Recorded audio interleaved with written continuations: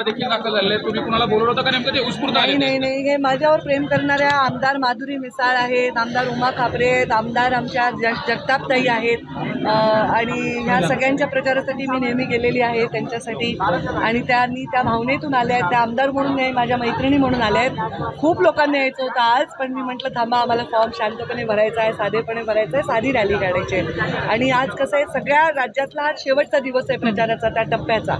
परवा दिवशी मतदान असल्यामुळे सगळे वेगवेगळ्या ठिकाणी सभेला आहेत. इथेच आता आम्हाला जवळपास एवढे नेते आहेत आणि बीड जिल्ह्यातले बरेचसे स्टार प्रचारकच आहेत ना आम्ही. आता धनंजय पण राज्यात त्यांच्या पक्षाचे स्टार प्रचारक आहेत, मी माझ्या पक्षाची आहे. तर आम्ही स्वतः स्टार प्रचारक असल्यामुळे आम्ही काही कोणाला फार त्रास द्यायचा नाही असं ठरवलं होतं. त्या माझ्या प्रेमापोटी आलेले आहेत, ते लोक मला शुभेच्छा द्यायला.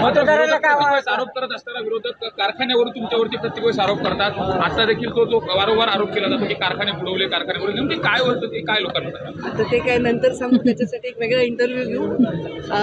लोकांना प्रचंड विश्वास आहे माझ्याविषयी. आता विरोधकांना काहीतरी शोधून सापडलंय. ठीक आहे, आमचे कारखाने अडचणीत आहेत आर्थिक, आणि त्याच्यामुळे ते अडचणीत आहे जगाला माहिती, तुम्हीच सगळ्या न्यूज कव्हर केलेल्या आहे. तर एखादा उद्योग आर्थिक अडचणीत येणं हा गुन्हा नव्हे.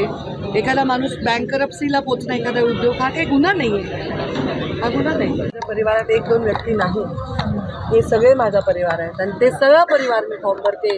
हे जे रस्त्यावर चौकात गर्दीचं सगळ्या ठिकाणी उभी आहे ना, हे माझं परिवार. प्रभू वैद्यनाथाचं देखील दर्शन घेतलंय, तसेच स्वर्गीय गोपीनाथ मुंडे यांच्या समाधीचं देखील दर्शन घेतलं. काय साकडं घातलंय, काय आशीर्वाद मागले? भावनिक झाला होता तुम्ही त्या ठिकाणी? काही साकडं नाही घातलं, भावनिक झाले कारण माझी आई तिथे आली होती मला दही हातावर घालायला, कारण तिला ते बाबांच्या साक्षीने घालायचे होते म्हणून ती आली होती. आमचा वैयक्तिक शोध. पण 10 वर्ष गेले मुंडे साहेब जाऊन, पण त्यानंतरच्या प्रत्येक पातळीवरती तुम्ही मुंडे साहेबांची जागा घेतली. आज ही कदाचित टोक असावं की जिथे स्वतः मुंडे साहेब फॉर्म भरायचे तिथे तुम्ही फॉर्म भरता.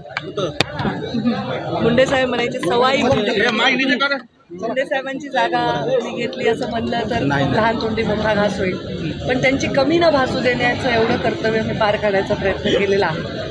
आज मला असं वाटतं की त्यांनी जी कहाणी अत्यंत ड्रॅमॅटिकली अर्धवट सोडून निघून गेली आहे ती अत्यंत सकारात्मकपणे पूर्ण करावी मी, आणि या जिल्ह्यातल्या सर्व जाती धर्मांनी सकारात्मकपणे मला प्रतिसाद द्यावा, म्हणजे मला ह्या जिल्ह्याची सेवाच करता येईल आणि मी ती करूनच दाखवेन. आर्यमन नेहमी असतो, आर्यमन त्याचा तो नेहमी सोबत असतोच. फक्त आता तो एवढा मोठा झाला की तो तुम्हाला दिसायला लागलाय, 6 फूट 2 इंच झालाय. तो माझ्या फॉर्म भरण्यासाठी मला सरप्राईज देण्यासाठी आलाय. मलाही माहित नव्हतं, आधी अचानक कळलं काही वादळ झाले तिकडे त्याच्यामुळे. तर तो परत जाणार आहे, त्याची परीक्षा आहे. तो रात्री 4 वाजेपर्यंत अभ्यासच करत होता, कारण त्याला माझ्या फॉर्म भरण्यासाठी माझ्यासोबत उभं राहायचं. सगळे जेवढे लोक इथे दिसले ते आणि नाही दिसले ते सगळे माझ्या